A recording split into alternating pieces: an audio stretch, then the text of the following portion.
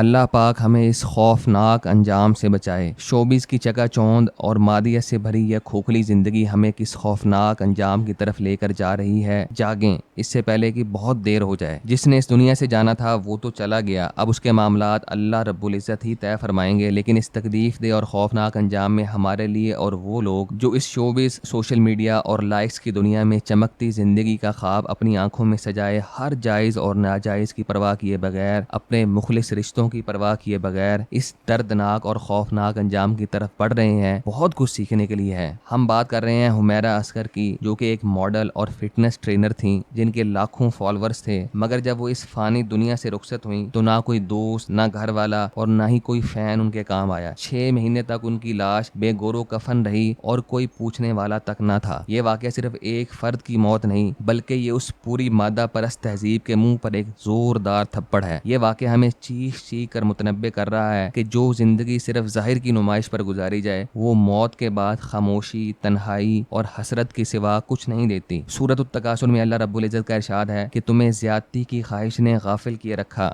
یہاں تک کہ تم قبروں تک جا پہنچے۔ یہ کسی ایسی ویسی کتاب کی وارننگ نہیں، بلکہ یہ اس کتاب کی وارننگ ہے جو قیامت تک کے انسانوں کے لیے ہدایت اور رہنمائی کا ذریعہ ہے۔ اے اللہ، ہمیں مادیت کی اس گمراہی سے نکال، ہمیں اس چمکدار لیکن کھوکھلی زندگی کے دھوکے سے بچا، ہمیں ایسی تنہا، لاوارث اور حسرت بھری موت سے محفوظ فرما، اور ہمیں ان لوگوں میں شامل فرما جنہیں تو نے اپنا بنانے کے لیے چن لیا ہے اور جن کے لیے موت فلاح کی طرف ایک خاموش دروازہ ہے۔ آمین یا رب العالمین۔